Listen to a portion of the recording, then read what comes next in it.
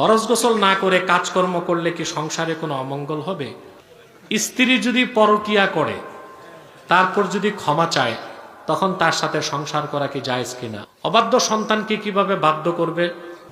আমি 5 ওয়াক্ত নামাজ পড়ার পরেও অশ্লীল কাজ ছাড়তে পারছি না, গুনাহগুলো বারবার করি। মা মারা গেছেন, বাবাকে বিয়ে করানো সন্তানদের কোনো কর্তব্য আছে কিনা? মানে ভিকটিম আছে নাকি? আওয়াজে বোঝা যায় ভিকটিম আছে।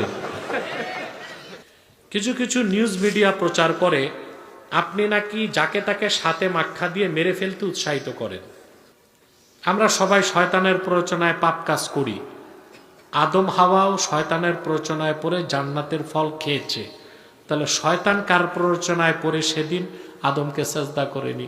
কিছু কিছু নিউজ মিডিয়া প্রচার করে আপনি নাকি যাকে তাকে সাথে মাক্ষা দিয়ে মেরে ফেলতে উৎসাহিত করেন। সাংবাদিকরা তো কত কথাই বলে, ওদের সব কথা কি আর নেওয়া যায়? আমি এটা প্রচার করি যে শাতেমকে মৃত্যুদণ্ড দিতে হবে।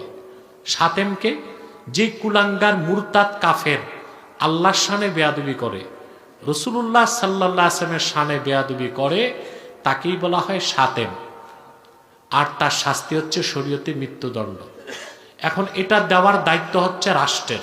কার? এখন রাষ্ট্র যদি না দেয়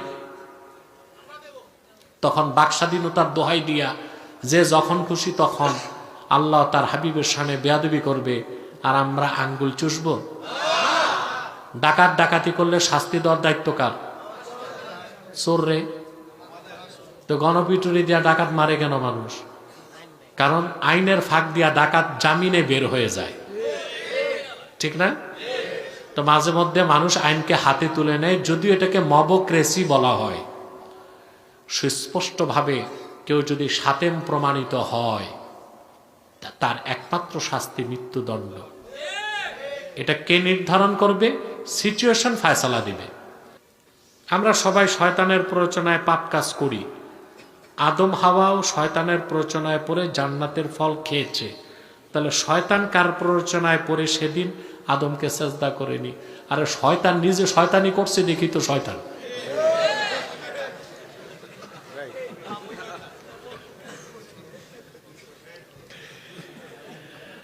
নামাজের সামনে দিয়ে যাওয়া আসা করলে কি 40 দিনের ইবাদত নষ্ট হয়ে যায়?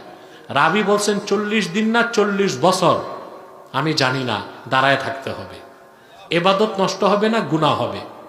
কি হবে? মা মারা গেছেন, বাবাকে বিয়ে করানো সন্তানদের কোনো কর্তব্য আছে কিনা? আর যদি দেখেন জোয়ানকালে মা মারা গেছে, তো বাবার খেদমত লাগবে না? স্ত্রী যে খেদমতটা দিবে, এটা কি মেয়ে পারবে? বোন পারবে? চাকরানি পারবে? তো উচিত হচ্ছে সন্তানদের যদি ইকোনমিক্যাল ফিটনেস ভালো থাকে, বাবাকে বিয়ে করায় দাও।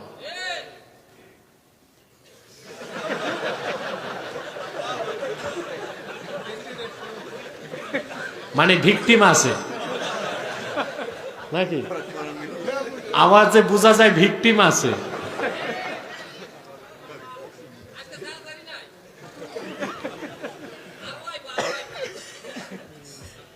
স্ত্রী যদি পরকিয়া করে তারপর যদি ক্ষমা চায় তখন তার সাথে সংসার করা কি জায়েজ কিনা? অবশ্যই। সে যদি পরকিয়ায় লিপ্ত হয় এটা গুনাহে কাবীরা। সে যদি অনুতপ্ত হয়ে ক্ষমা চায়, তাকে তালাক না দিয়ে ক্ষমা করে দেওয়াটাই উত্তম। আর স্ত্রীরা পরকিয়া করে এই জন্য আপনারাই তো দায়ী। আপনি বিয়ে করছেন, গেছেন সিঙ্গাপুর, 10 বছরে আর আসেন না, তারপর পাঠাইছেন একটা আইফোন, বউকে দিছেন। বউকে মার কাছেও রাখলেন না, শাশুড়ির কাছেও রাখলেন না, ফ্ল্যাটে রাখছেন। ব্যাংকের অ্যাকাউন্ট মায়ের নামে করেন নাই, বউয়ের নামে করছেন। তো ওটা পরকিয়া করবে না তো কি করবে? ওটার সাথে তো শয়তান 10-12টা থাকে। ব্যবসায় দিন দিন লোকসান হচ্ছে, ব্যবসায় উন্নতির আমল কি আছে? আমল মুখস্থ রাখতে পারবেন? ফজর নামাজের পর 100 বার পড়বেন, 11 বার দরুদ সালাম পড়ে 100 বার পড়বেন, আল্লাহুম্মা কফিনি বিহালালিকা আন হারামিক ওয়া আগনিনি বিফাদলিকা আম্মান সিওয়াক, 100 বার। আবার 11 বার দরুদ সালাম পড়বেন, ঋণ সব মাফ হয়ে যাবে, প্রচুর বারাকা আল্লাহ ব্যবসায় দান করবে। রেকর্ড হয়ে গেছে, মিডিয়া থেকে নিয়ে নেবেন। ফরজ গোসল ছাড়া কি নামাজ হবে? নাউজুবিল্লাহ। এটা কেমন প্রশ্ন? লোকটা প্রশ্ন করতে পারে নাই। অর্থাৎ গোসল ফরজ হয়েছে, এখন গোসলের সুযোগ নাই, এখন কি করবে? ঠিক যেভাবে নামাজ ফরজ হয়ে গেলে যদি দেখা যায় পানি নাই, নামাজের ওক্ত যতক্ষণ আছে ততক্ষণ পানি খুঁজতে হবে। যদি দেখা যায় যে না, ওক্ত চলে যাবে, পানি পাওয়া যাবে না, তখন তায়াম্মুম। গোসলের ক্ষেত্রে একই নিয়ম। এখন তায়াম্মুম করেও গোসলের ফরজ আদায় হবে। কিন্তু আপনারা একটা ভুল কাজ করেন না। আপনারা মনে করেন তায়াম্মুম কি? তায়াম্মুম হচ্ছে বিসমিল্লাহ বলে মাটিতে আঘাত করে, ধুলাটাকে সাফ করে মুখে ঘষা, আরেকবার আঘাত করে ঠিক অজুর পানি যেখানে যেখানে লাগে ওইখানে মুছা হাতে, এই তো তায়াম্মুম। দুইটা ফরজ আর নিয়ত এক, তিন ফরজ। কয় ফরজ? আপনার আবার গোসল ফরজ হইলে মাটিতে গড়াগড়ি দিয়েন না।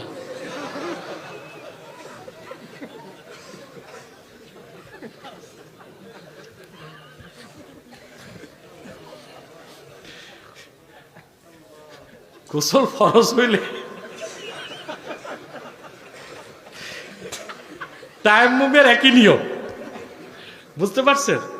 যাক, জরুরি মাসালাই জিজ্ঞেস করছি। ফরজ গোসল না করে কাজকর্ম করলে কি সংসারে কোনো অমঙ্গল হবে?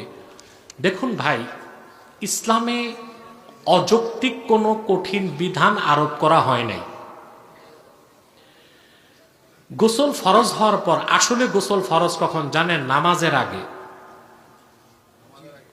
নামাজের আগে। এখন আপনি শীতকাল, মাঘ মাস, প্রচন্ড শীত, পানি বরফের মতো ঠান্ডা, স্ত্রীর সাথে সম্পর্ক হলো, আর এই রাত 12টায় পুকুরে যে চুপ দিবেন, মরাও তো যেতে পারে।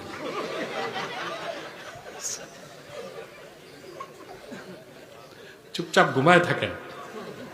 আযা-এ মাগলুজা, গোপন অঙ্গগুলো ধৌত করে বড়জোর উজু করে ঘুমায় থাকবেন। দুখুলে ওয়াক্ত, ফজরের টাইম ঢুকার সাথে সাথে গোসল ফরজ। ফজরের টাইম ঢুকার সাথে সাথে তখন আপনি গোসল করে মসজিদে যাবেন। এখন আপনি ফজরের টাইমের আগে যদি আরো কিছু কাজকর্ম করেন, তাতে কোনো গুনাহ বা সমস্যা নাই। তবে উত্তম হচ্ছে গোসল ফরজের সাথে সাথে গোসল করে নেওয়া। কিন্তু বেশি দরবেশি করে শীতকালে ঠান্ডা পানি দিয়ে গোসল করেন না, 12টা বাজে, চুপচাপ ঘুমায় থাকেন, ফজরের আগে উঠবেন। এইরকম কঠোরতা করলে মিয়া আর ভয়তে বিয়ে করবে কেউ? বিয়ে করলে বউয়ের কাছে যাবে?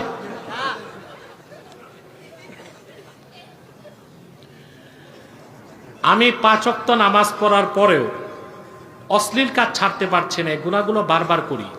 খুব সুন্দর প্রশ্ন করছেন। একটা হচ্ছে নামাজ কবুল, আর একটা হচ্ছে নামাজ আদায়। দুইটা বিষয়। একটা নামাজ কবুল হইল কি হইল না দেখার দরকার নাই, সারা জীবন নামাজ পড়তে হবে। তাইলে আপনি যত বড় গুনাহগার হন, নামাজের হিসাবে আর ধরা খাইবেন না, কবুল না হইল। কথা বলেন। আর আপনার সব আমল ঠিক আছে, নামাজ পড়লেন না, কেন পড়লেন না? ওই যে শয়তান ওয়াসওয়াসা দিছে। কলিমুদ্দিন নামাজ পড়ে, সলিমুদ্দিন নামাজ পড়ে, সুদও খায়, ঘুষও খায়, তো তুই নামাজ পড়ে কি করবি? কথা বলে না? না, এটা শয়তানের ওয়াসওয়াসা। কলিমুদ্দিন সলিমুদ্দিনের সুদের গুনাহ আলাদা হবে, ঘুষের গুনাহ আলাদা হবে, নামাজের হিসাব আলাদা। সারা জীবনের এক ওয়াক্ত নামাজও যদি কবুল না হয়, নামাজের কারণে আপনি আটকা পড়বেন না। আর সব আমল ঠিক, নামাজে যে আটকা পড়লো সে ফেল, তার আর বেহেশতে যাওয়ার সুযোগ। তিরমিজির হাদিস, রাসূলুল্লাহ সাল্লাল্লাহু আলাইহি ওয়াসাল্লাম ইরশাদ করেছেন, আউয়ালু মা ইউহাসাবু বিহিল আবদু ইয়াউমাল কিয়ামাতিস সালাহ। সর্বপ্রথম কিয়ামতের দিন বান্দার যে আমলের হিসাব নেওয়া হবে সেটা হচ্ছে নামাজ। এটা হচ্ছে নামাজ আদায়। এখন নামাজ কবুল কোনটা? সুবহানাল্লাহ। যার নামাজ কবুল হয়ে যাবে, ওর আমল নামায় কোনো আর গুনাহ থাকবে না, আর আল্লাহ তারে বিনা আযাবে জান্নাত দিবেন। আর দুনিয়াতে আল্লাহ তাকে এমন চরিত্র দিবে যে সে আর খারাপ কাজ করবে না, ওটা নামাজ কবুল হইলে। তো যে ভাই বলছেন নামাজ পড়ি গুনার কাজ করি, তার নামাজ আদায় হচ্ছে, কবুল হচ্ছে না। কবুল হইলে গুনার কাজ সে ধীরে ধীরে ছেড়ে দিবে। এখন নামাজ কবুলের নিয়ম কি? প্রশ্ন আসে না? 3টা জিনিস লক্ষ্য রাখতে হবে। একটা হচ্ছে নামাজের চাবি হচ্ছে অজু, বেহেশতের চাবি নামাজ, নামাজের চাবি অজু। আপনাদের অজুটা হয় না, অজু করতে হবে। অজুতে দুই ধরনের নাপাক বের করতে হবে, একটা আনজাসে জাহিরি আর একটা আনজাসে বাতিনি। একটা বাইরের নাপাক, একটা দিলের নাপাক। আপনি যখন অজু করবেন আপনাকে নিয়ত করতে হবে, আমি কুলি করছি, আমি আর এই মুখে মিথ্যা কথা বলবো না। আমি হাত ধুইতেছি, এই হাতে সুদ ঘুষ খাবো না। আমি মাথা মাসা করছি, কুচিন্তা করব না।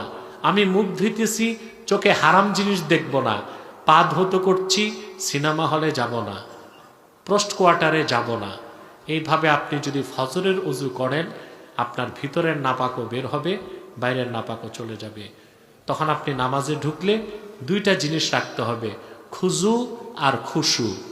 অর্থাৎ অঙ্গ প্রত্যঙ্গ হবে ক্যাবলামুখী, কাবামুখী, দিল হবে আল্লাহমুখী।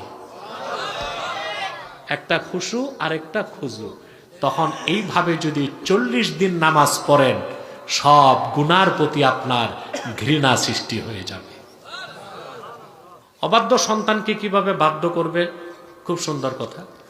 অবাধ্য সন্তানকে বাধ্য করতে, আরে সন্তান যদি ভালো সন্তান বানাইতে চান, 3টা জিনিস আদব তারি শিখাইতে হবে নাবালেগ থাকতে। কয়টা বলবো? وعن علي كرم الله وجهه عن النبي صلى الله عليه وسلم أدبوا أولادكم بثلاث خصال حب نبيكم وآل بيته وتلاوة القرآن। হযরত আলী রাদিয়াল্লাহু তাআলা আনহু বর্ণনা করেন, আল্লাহর হাবিব সাল্লাল্লাহু আলাইহি ওয়াসাল্লাম ইরশাদ করেছেন, উম্মত তোমরা তোমাদের সন্তানদেরকে 3টা আদব শিখাও। প্রথমে তাদেরকে আমার ভালোবাসা শিখাও। 2 তাদেরকে আমার বংশধর যারা আহলে বাইতের ভালোবাসা শিখাও। 3 তাদেরকে কোরআন তেলাওয়াত শিখাও। এই সব কাজ করতে হবে বালেগ হওয়ার আগে, 7 বছরের আগে। 7 বছর হইলে মুরু আওলাদাকুম বিসসালাহ ওয়া হুম সাবু সিনিন। 7 বছর হয়ে গেলে নামাজের আদেশ করতে হবে। কথা বুঝেন? 7 বছরের আগে 3টা জিনিস। কটা জিনিস? আল্লাহর হাবিবের ভালোবাসা শিখাইতে হবে, আহলে বাইতের ভালোবাসা শিখাইতে হবে, কোরআন তেলাওয়াত শিখাইতে হবে। আর 7 বছর থেকে নামাজ শিখাবেন। এই সন্তান আল্লাহর ওলি হিসেবে বড় হবে। এক, এটা হচ্ছে সন্তানের প্রতি দায়িত্ব, সন্তানকে বাধ্য ও ভালো করতে হইলে। 2, আপনি নিজে যদি আল্লাহর নাফরমানি করেন, আপনার সন্তান আপনার কথা শুনবে না। আপনি নিজে আল্লাহর ফরমাবরদার বান্দা হন, আপনার সন্তান আপনার কথা শুনবে। আর সন্তানকে বাধ্য রাখতে সবচেয়ে বেশি দরকার কাউন্সিলিং। কি? অর্থাৎ তাকে প্রচুর সময় দিতে হবে। যত ব্যস্ত থাকেন আপনি, অন্তত 2 ঘন্টা সন্তানদের জন্য রাখবেন। রাতে নিয়ে বসবেন, যত ব্যস্ত থাকেন, এটা মনে রাখবেন। আপনারা ব্যবসায়ীরা, চাকরিজীবীরা সবাই মনে রাখবেন, সন্তানদেরকে নিয়ে বসবেন। সারাদিনের রুটিনটা তার থেকে শুনবেন। সে নামাজ পড়ছে কিনা, সে স্কুলে গেছে কিনা, হোমওয়ার্ক করছে কিনা। তারপর তাকে বন্ধুত্বের ছলে তার ভিতর থেকে কথাগুলো নিতে হবে। কার সাথে ঝগড়া হয়েছে, ঝগড়াতে তার দোষ না অন্য ছেলের দোষ। এই কথার মাধ্যমে কাউন্সিলিং করে তাকে আপনি বাধ্যগত সন্তান বানাতে পারবেন। আর আপনি বা সন্তান পালতেছেন, সেই স্কুলে যাচ্ছে, 1 সপ্তাহ সন্তানের সাথে আপনার বৈঠক হইল না, এই সন্তান কখনো গড়ে উঠবে